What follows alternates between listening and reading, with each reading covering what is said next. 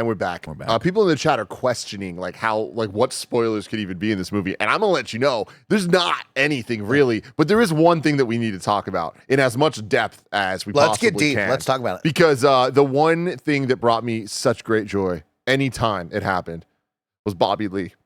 Bobby Lee in this movie, first off, did not belong in the movie. Just at all. Does not belong Why in is this he movie. here? Yeah, yeah. And second off, did he have a script? Or was it just somebody saying something to him and him just laughing at them? Like, all he does is just laugh. And it made me laugh every fucking time. But for the wrong reasons, man. Yeah. Like, it just felt, he knew how stupid it was. And he's just there, like, doing the Bobby Lee laugh. And I'm like, all right, great. This is how that script went. You ready? You're Bobby Lee. Yeah. I'm Kevin Hart. Yeah. You're my guy. I know you won't rat on us.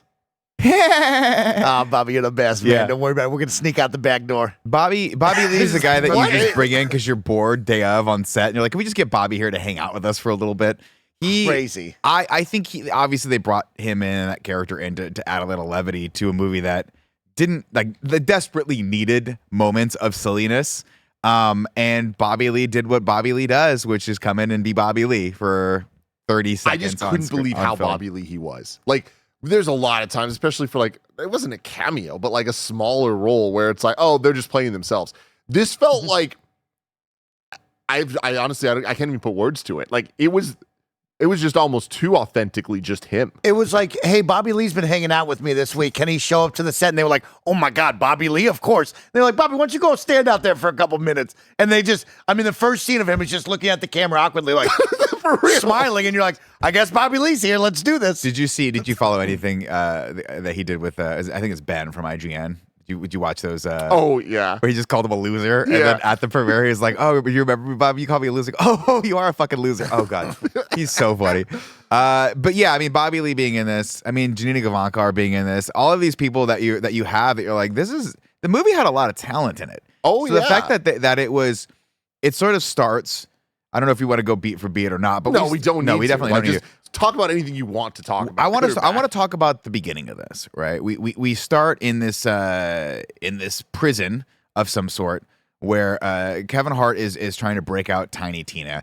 And this scene, I'm like, we get a moment of laughter here where first off, the hallways and all the sets in this don't look good. They look like a B movie or even, dare I say, like a Netflix original sci-fi movie. But that's okay, because in my brain still I'm thinking, oh, they only had $20 million for this movie or whatever. I'm still thinking like they didn't have enough money. So that's totally fine. It opens up and she goes, your father sent me to rescue you. And she goes, my father sent his shortest soldier. And that's fucking funny. And then Kevin Hart has a moment. Fucking funny, everybody. Kevin Hart has a moment where he kind of gives her shit, and I was like, "Oh, okay, we're going to get some at the very least build off this, some fun back and forth." Then we go into the hallway, and we get a kind of fun hallway fight scene where I'm like, "Okay, Kevin Hart can move. Kevin Hart can move. He's moving around. They got the doing world's shortest stunt double to double Kevin Hart, and he's moving around. And then we get to the Psycho breaking out in the bad Spirit Halloween costume, and he's terrible. Do you know who he is? No, who is he? He's is he a boxer of some sort? Forgetting his name. From Shang-Chi, Razor Fist. Oh, Razor Fist. Okay, cool. So that guy was okay in Shang-Chi, and in this also he wasn't. He was okay.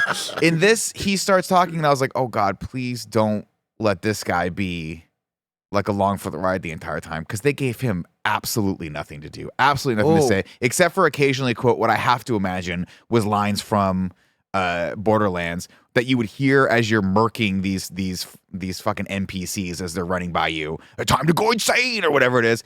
Just god awful. And then we go over to Cate Blanchett, and I was like, okay. We see Cate Blanchett, and she's moving with this dude, like she's got it, and we're in like a cyberpunk-esque world. I'm like, oh, this is pretty cool. And then we get the bar scene. I'm like, we're kind of almost there, but not really.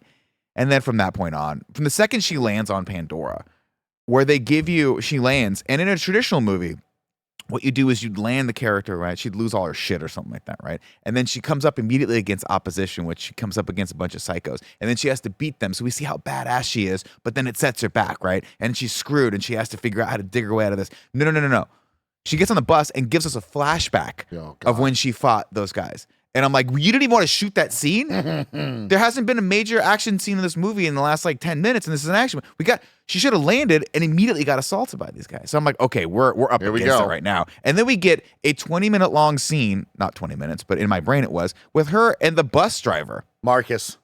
He was pretty good. He was straight out of the video game. Like he sounded. Of great. course he great. was. Of course he was straight out of a video game. But it's boring as fuck. Yeah, It's it was so bad. boring. So bad. And then she goes from that point on. Then she's there for 2 weeks. I've been on this planet for 2 weeks. Why? And then she meets Claptrap. And Claptrap, played by the venerable Jack Black, who I think would have been a good choice for a Claptrap if they had written his dialogue not the same fucking joke over and over again, which is that he wants her to die. That's Claptrap. I mean, that's the thing is, like, I'm with Mike that like they nailed it. It's just some things, even when nailed, aren't good. But if you have a sidekick that's a droid next to a character, and this is a tried and true trope. This is a tried and true like mechanic from a lot of Star Wars movies, right? Obviously, we got Luke and you got R2-D2. You got them. R2-D2's fucking razzing them a little bit. No, I know R2. Fuck you. You know what I mean? Like they've got that back and forth. But in this, it's so one note the entire time that after a while, I'm like, you gotta say another joke. Or you have to make him not one-dimensional and have him come around and want to be a part of the team. But as comic, he gets shot a bazillion times towards the end, and it's not the bullets. and he shits out the bullets. Shit out the bullets. But it's another one of those It things went on where, like, long enough that it made me laugh. Yeah, it's pretty funny. They had to poop out the big bullet. It was pretty funny. I will say the one thing that I do appreciate with it is whoever animated Claptrap and like did the actual CG for him, that was spot on. I thought it looked great. It was like him moving around, doing all that stuff. I was like, oh, you actually spent the money there as opposed to the rest of the scenery.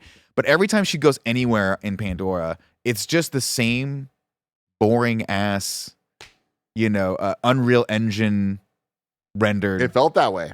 shit. Yeah. And even the scenery, you know what it reminded me of? It reminded me of that first shot in when they go to the void in the void. What is it called in Deadpool? What's that? What's the land where they throw all the shit? The void. And you're like, okay, but this is supposed to be sparse and kind of shitty, and that's just kind of what it looked like. It was so boring visually the entire time that I just couldn't. And then she goes to the container thing to find Tiny Tina, and this is where that poor actress, who they must have just said make up your own lines, just starts to go from, hey, this is the main character of the story and obviously going to have a mother-daughter relationship with Lilith. She goes from that to, I want this character to die. I am actively asking characters to kill this Tiny Tina character because she's so fucking annoying the entire time, and never at any point in this movie does she stop being annoying and start being like endearing to me. Not a single. I feel like endearing's a good word to talk about because nothing about this movie was endearing. No. Like there was no heart, no emotional stakes. Like we had Kevin, still no heart. Like it was bad. Kevin Hart didn't need to be in this movie. The Psycho didn't need to be in this movie. Poor Janina Gavankar, who they threw on this like Masters of the Universe style sled. The worst CG I've ever seen in a movie. It felt like it was just the same. Like she was in the movie like what 6 times, and it felt like it was the same scene every single time. It was bad every single time. Just her floating. I will say shout out to her haircut in this though. It Dope looked haircut. dope. The sick like hard cut into the sideburns looked dope. There are moments in this movie I was like, there were some good choices made, and I just wanted them to give her more.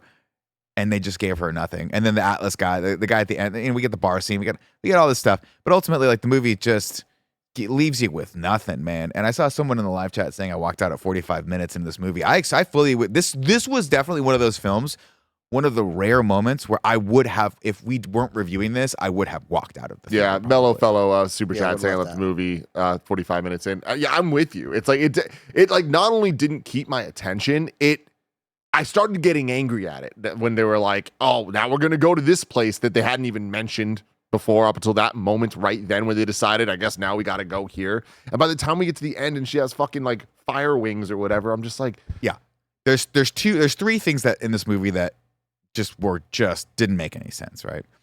At one point, she comes up against, she's obviously hired by the dad to go find Tiny Tina, right? Atlas, this character, Edgar Ramirez, I want to say, was in the Point Break remake, and that alone should have killed his career. Should have just stopped right there. Actually, he's a really good actor, so I'm joking. But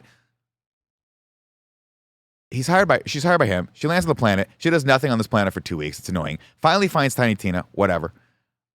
They fight, and then she escapes with the team of people that she's fighting with. And then they pull over and she goes, well, if Atlas finds out about this, I'm screwed, so I guess I'll just join you. To which I turned over to Tim and I go, what? what? Yeah. What? Why would he care? It was so weird. Why would he care? It's the dumbest, like poorest written turn that you could ever have in a movie. I mean, it's just lazy writing. They just couldn't figure out a way to get her to align with these people. And then she's just ride or die with them for the rest of the time. That's one. Two, in the third act of the movie, we introduce the teleportation. Somebody has the ability to teleport. Now, I would be okay with this, boys and girls out there, writing 101, if you had set up in this universe that people can do shit like this in the Borderlands universe. That's totally fine. We have people who could do telepath, move shit, this, I can read your brain. All of these wacky things that are happening, I don't know, because of like genetic mutation or because on Pandora they fucking poison the planet with toxic waste and everyone that's been born there has these crazy powers, right? We had stuff like that. Again, I harken back to Total Recall, where because of all the pollution, people that were on Mars that were like they had mutated, but some of them had like cool like Quaid had like, oh, I could start the reactor. He could talk to you in your fucking brain, right? All that shit. Quado, not Quaid. But in this movie, it comes out of nowhere, and it becomes what I like to call affectionately double mumbo jumbo. Yep. Where you're like, wait a minute, they can do that too, and then we get triple mumbo jumbo, where she gets fire wings at the end, and she is the fire hawk. And I'm like, okay, maybe that was in the game. I don't know, but as again, a person who never played the game. I'm lost. Random. It was an awkward build of Lilith. Right. Like we knew there was a child of Pandora, and we were kind of building that. And like, if you've played the games, you know Lilith is going to have the fire powers. But it did very much come out of nowhere. She's just like, oh, I can teleport now. And it's like, okay, I she guess says that. Like they teleport. I can teleport now. I can teleport now. And you go, what? And that was at the 55-minute mark. It was insane. Right. And I go to myself, why? She hasn't unlocked this power of going through this vault yet. I get it. She's like whatever. This episode is brought to you by Monster Hunter Now. There's never been a better time to jump in and play Monster Hunter Now. The game allows you to embark on a global quest in the real world to track down and hunt monsters from the Monster Hunter universe with your friends. For a limited time, earn a powerful Mr. Beast sword and shield, the perfect starter weapon for new hunters via the Mr. Beast quest line. Check this out. Wait. Late for work. Then Monster Hunter. Now. Boring date. Then Monster Hunters. Now. Then. Now. Then. No. Then. No. Then. Not now. Then. Now.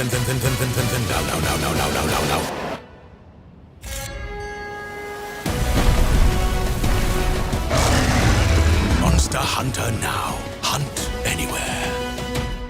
Download Monster Hunter Now by scanning this QR code or going to kindafunny.com/Monster Hunter Now. Again, go to kindafunny.com/Monster Hunter Now to get Monster Hunter Now. We build to such a unfulfilling climax in this film that you can't help but laugh.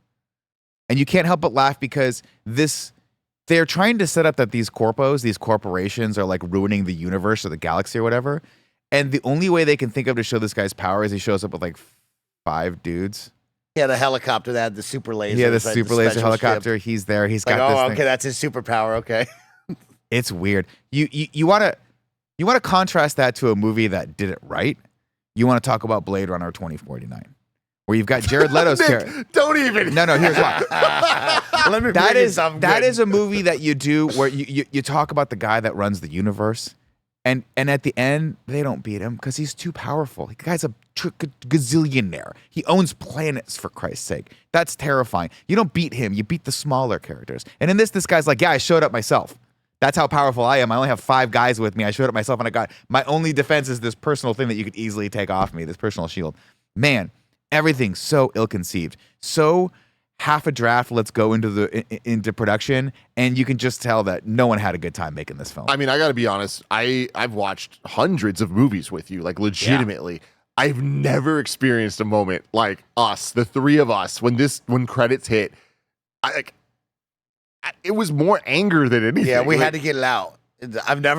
We didn't stand up and walk out and talk. We just sat there and we looked at each other, and it was like, that was painful. And then we had to get it out. We had to just talk. It wasn't a helicopter. It was a spaceship. Spaceship that looked like the stealth fighter. Plane, yeah. That looked like the small stealth fighter that came in to deliver his message, which was comically hilarious, but I don't think they meant it to be. No. Anyway, just FYI. It was nuts. Like the credits, and like to Mike's point, normally we stand up, like maybe check if there's a post credits or whatever. Stand up, walk out, maybe we'll talk as we're like walking out of the theater. We just sat there, the 3 of us, like gobsmacked. Oh shit. Yeah.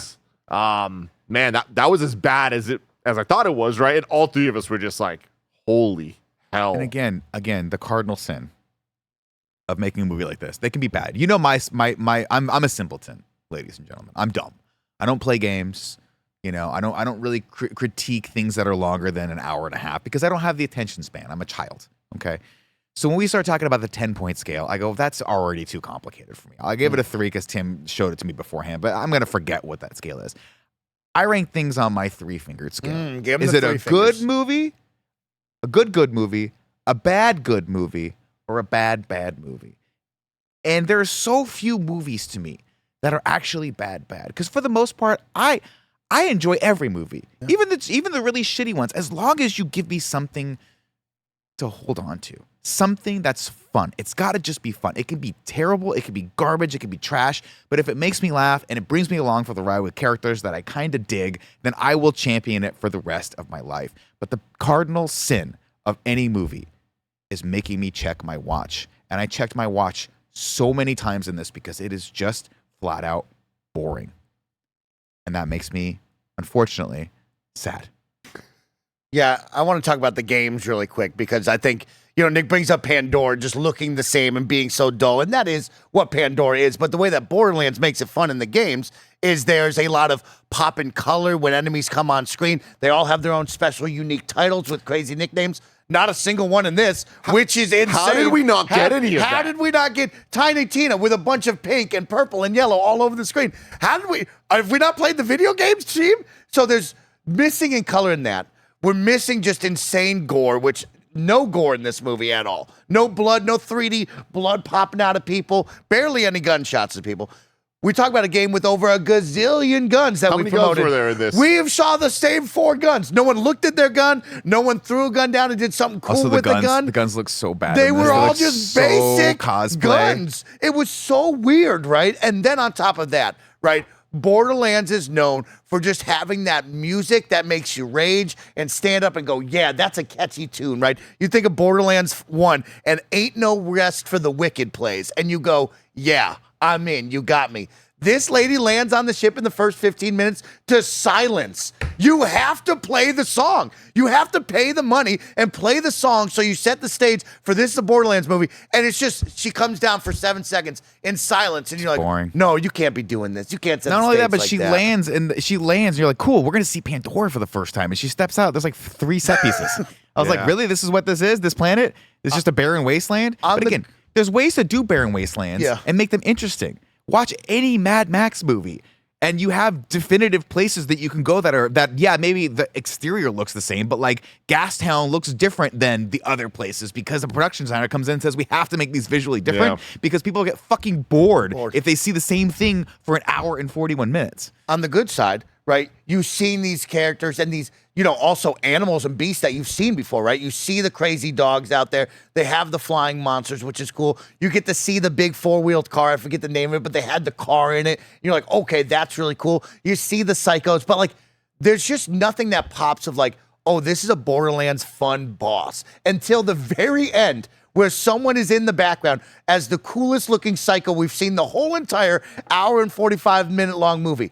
Doesn't say anything, doesn't even introduce himself, just has a lame fight scene and then kick down a hole at the end. And you're like, that was Borderlands the movie right there. Yeah. Just all missed opportunities. We had Moxie in there. She was good.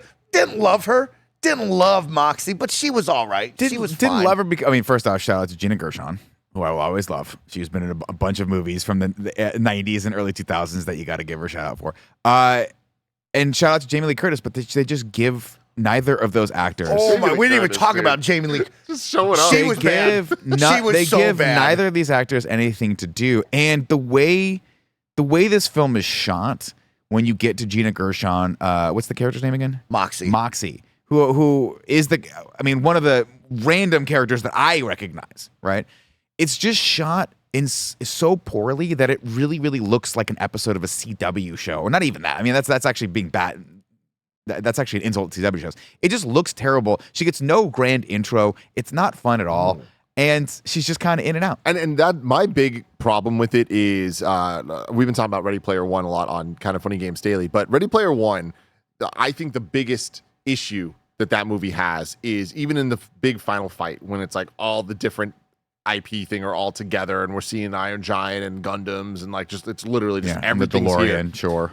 It's not they don't have the characteristics or features or like character of those elements because it just kind of just feels like toys just thrown into a thing as opposed to like, oh, these are the Ninja Turtles. Yeah. They just look like the Ninja It's Turtles. empty. It's vapid. And I feel like this movie, it has all of the characters. Like, it's all the Borderlands people. Here's Moxie, but it's like, it just looks like her. And it's just like all these characters are together just to be on screen for a second to then move on to another screen with other characters standing next to each other. And it just really feels like, they're like, all right, now we got to give her the fire wings because she had them in the game. Oh, yeah, exactly. She was the Firehawk. We got to give it to her, yeah. And then the final scene where it's her and Tina up on the thing, and you're like, oh, we're going to have a nice heartwarming moment. They're going to look at the fireworks together. And Tina's like, go up there and get them. And she just flies off. It's like, okay, well, that sucked. That was an awful final scene right there. It was just, man. Jamie Lee Curtis looked like she didn't even know what the movie was. No. We were talking at the end of like, she showed up and she was talking, and it's like, oh, Jamie Lee Curtis has no idea what's happening. She has no idea about the world of Borderlands. She's just kind of there. It was almost like Bobby Lee, where it's like, my friend's got Jamie Lee Curtis on the phone. She could show up. And they're like, put her in the suit. She'll walk around. I think they cast her, and I think they were like, you have a specific character type. I think she was supposed to be sort of like the neuroatypical scientist character that has a hard time understanding what everyone's doing.